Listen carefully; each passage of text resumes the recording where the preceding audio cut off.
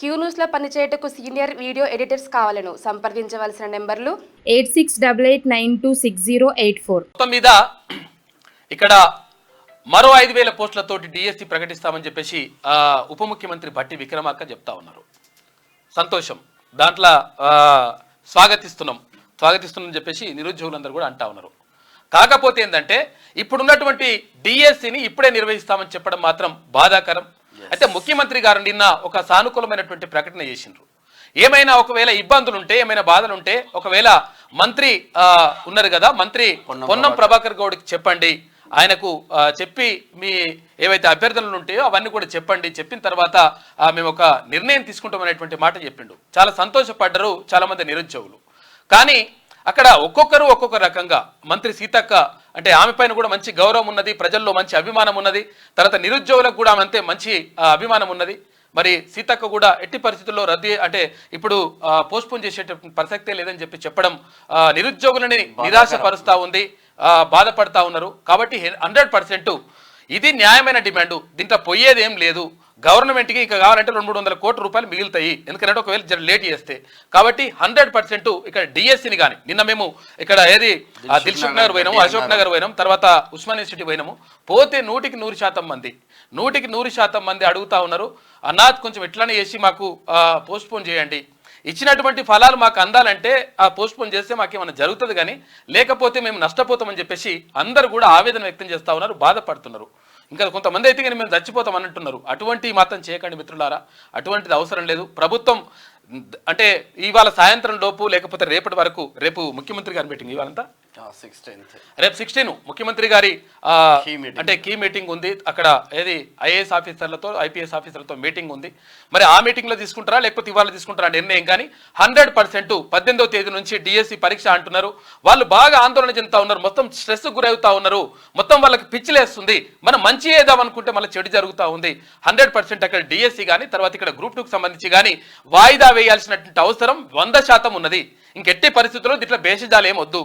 దానికి అంటే ప్రభుత్వం మంచి చేస్తున్నప్పుడు ఆ మంచిని కూడా మనము అందించలేకపోతే అది వృధా అయిపోతుంది. కాబట్టి దయచేసి ప్రభుత్వం సానుకూల దృక్పథంతో ఆలోచించాలి. ఇక్కడ డిఎస్సి అభ్యర్థులు కానీ తర్వాత అక్కడ ఉపాధ్యాయ అభ్యర్థులు కానీ, ఇటు గ్రూప్ 2 గ్రూప్ 3 వీళ్ళ అభ్యర్థులు కానీ, అంటే గ్రూప్ 2 గ్రూప్ 3 ఒక్కసారి నిర్వహించిన ఏం కాదు, సరే పెంచాలంటే ఇప్పుడు పెంచడం అంత ఈజీ కాదు. ఇప్పుడు మనము అవసరం కరెక్ట్గా నిజంగా ఉన్నట్టుగా మాట్లాడుకోవాలి. ఒకవేళ పెంచడం వల్ల ఏది నోటిఫికేషన్లలో అంటే మనం ఫస్ట్ నోటిఫికేషన్ ఇచ్చినాం కాబట్టి ఇప్పటికిప్పుడు పెంచడం వల్ల అది కొంతవరకు న్యాయపరమైనటువంటి చిక్కులు వస్తాయి, తర్వాత కేసులు వేసేటువంటి అవకాశం ఉంటుంది, అది వేరే విషయం. ఆ విషయం అడుగుతలేదు. చాలా మంది అక్కడ అభ్యర్థులు ఏం కోరుతున్నారంటే, సరే పెంచడం విషయం తర్వాత రన్నా, నెక్స్ట్ నోటిఫికేషన్ ఏమైనా చూసుకుంటాం కానీ పోస్ట్ పోన్ అడుగుతున్నారు. పోస్ట్ పోన్ వల్ల మీకు పోయేది ఏం లేదు, న్యాయపరమైనటువంటి చిక్కులు రావు, ఎటువంటి పరిస్థితి ఉండదు. తర్వాత అభ్యర్థులే కోరుతున్నప్పుడు 100% వాళ్ళ కోసం. ఇంక ఇప్పుడు ఎక్కడ 99% మంది కోరుతా ఉన్నారు, 99 కాదు 100% మంది కోరుతా ఉన్నారు. కోరుతున్నప్పుడు 100% వాళ్ళ న్యాయమైన డిమాండ్ని పరిష్కరించాల్సిన బాధ్యత రాష్ట్ర ప్రభుత్వం పైన ఉన్నది. ఎందుకంటే ఇప్పుడు ఇంతకుముందు మనం విద్యాశాఖ అన్నాం, తర్వాత ఇక్కడ టీజీపీఎస్ అన్నాం, ఇక అక్కడ అంటే పరిస్థితి బాగాలేదు. కాబట్టి 100% ముఖ్యమంత్రి గారు సానుకూలమైనటువంటి నిర్ణయం తీసుకుంటారని చెప్పేసి ఆశిస్తూ ఉన్నారు. నిరుద్యోగులందరూ కూడా ఆశగా ఎదురు చూస్తూ ఉన్నారు. నిన్న అక్కడ ఏది మేము అక్కడ సిటీ సెంట్రల్ లైబ్రరీకి వెళ్ళినాం, చిక్కడపల్లికి, అక్కడ అశోక్ నగర్ అదంతా కూడా పోయొచ్చినాం. పోతే మొత్తం కూడా విద్యార్థులందరూ కూడా అంటే నిరుద్యోగులందరూ కూడా ఆశగా ఎదురు చూస్తూ ఉన్నారు. ఎందుకంటే 5 రూపాయల భోజనం తినంటే ఇన్ని రోజులు తిన్నారు. ముఖ్యమంత్రి గారు ఏమంటారంటే, ఆయన చెప్పింది కూడా ఒక మాట వాస్తవమే, కానీ కాకపోతే ఏంటంటే వాళ్ళ పరిస్థితిని అర్థం చేసుకోవాలి. ఆయన ఏమన్నారంటే, ఇన్ని రోజులు మొత్తం కూడా కష్టపడ్డారు పాపం, తొందరగా ఎగ్జామ్ పెట్టేస్తే ఇన్ని రోజులు చదువుకున్నారు కదా, వాళ్ళకు ఉపశమనం కలుగుతుందని చెప్పేసి అన్నారు. కానీ కాకపోతే ఏంటంటే వాళ్ళు అది కోరుకుంటలేరు. ఇంకొక కొంచెం టైం కావాలి, 2 నెలల నుంచి 3 నెలల టైం కావాలి, సబ్జెక్ట్ అంతా కూడా పూర్తి కావాలి, అప్పుడు మాత్రం మేము పరీక్ష రాయగలుగుతాం. ఇది జ్ఞానాన్ని సంపాదించుకోవడానికి అవకాశం అని చెప్పేసి అడుగుతా ఉన్నారు. దయచేసి మంత్రులందరూ కూడా సానుకూలంగా స్పందించండి, ఎమ్మెల్యేలందరూ కూడా ముఖ్యమంత్రి గారికి రిక్వెస్ట్ చేయండి. ముఖ్యమంత్రి గారు సానుకూలంగానే ఉన్నారు, ఎందుకంటే ప్రజలకు మంచి చేయాలనేటువంటి ఉద్దేశంతో ఇక్కడ ఏది జాబ్ క్యాలెండర్ కూడా ప్రకటిస్తూ ఉన్నారు. జాబ్ క్యాలెండర్ ప్రకటించడం ఒక శుభ పరిణామం. తర్వాత ఇక్కడ ఫీజు రియంబర్స్మెంట్ కూడా మొత్తం ఇచ్చేస్తాము, మొత్తం క్లియర్ చేసి పడేసి అని చెప్పేసి కూడా అధికారులకు చెప్పిండు. అవన్నీ కూడా శుభ పరిణామం.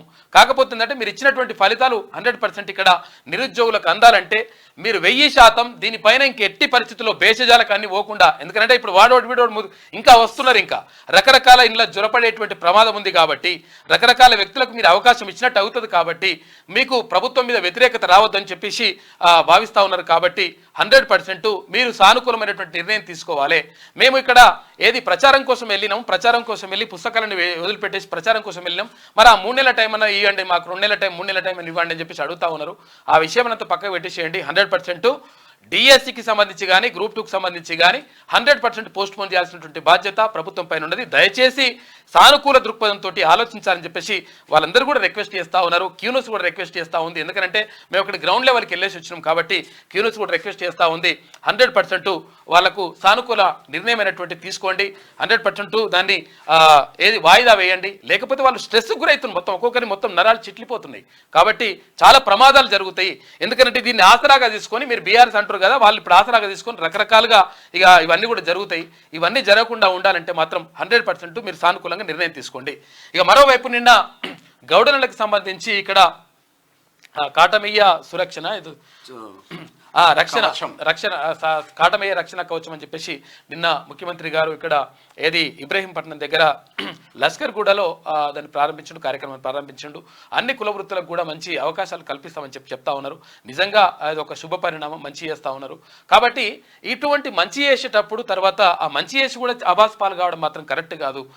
మరీ చెప్తా ఉన్నాం, దయచేసి ఒకవేళ ఎమ్మెల్యేలు చూడకుంటే క్యూను చూడండి, మంత్రులు చూడండి, చూసి మీరందరూ కూడా ఒక నిర్ణయం తీసుకోండి దయచేసి. ఎందుకంటే మనము ప్రభుత్వం మంచిగా ఉండాలని కోరుకుంటున్నాం, ఆ ఉద్దేశంతో చెప్తా ఉన్నాం. కాబట్టి దయచేసి దీనిపైన దృష్టి పెట్టాలని కోరుకుంటా ఉన్నాం. ఇక మరోవైపు మంత్రులు ఎందుకు మాట్లాడట్లేదు? మీ నియోజకవర్గాలలో అదే విద్యార్థులు అదే నిరుద్యోగులు వచ్చి మిమ్మల్ని గెలిపించారు. నిరుద్యోగులే మిమ్మల్ని గెలిపించారన్నా అన్నా, మిమ్మల్ని గెలిపించింది నిరుద్యోగులే, మిమ్మల్ని ఊర్లలోకి వచ్చి గెలిపించింది నిరుద్యోగులే.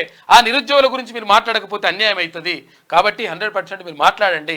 తర్వాత ఎట్టి పరిస్థితుల్లో ప్రభుత్వం సానుకూలమైనటువంటి నిర్ణయం తీసుకోవాలి. 100% వాయిదా వేయాలి. చిన్న డిమాండ్ అది, అసలు పెద్ద విషయమే కాదు అది. ప్రభుత్వం అనుకుంటే 5 నిమిషాల పని అది. కాబట్టి దాన్ని నిర్ణయం తీసుకోండి. మీకు వార్తలు రాయడం, విశ్లేషణ చేయడం వచ్చా? అన్యాయాన్ని ప్రశ్నించడం తెలుసా? ఇంకెందుకు ఆలస్యం? క్యూన్యూస్ మిమ్మల్ని ఆహ్వానిస్తుంది. క్యూన్యూస్లో పనిచేయడానికి అనుభవం గల కంటెంట్ రైటర్స్ కావాలను సంప్రదించవలసిన నెంబర్లు 8688926084.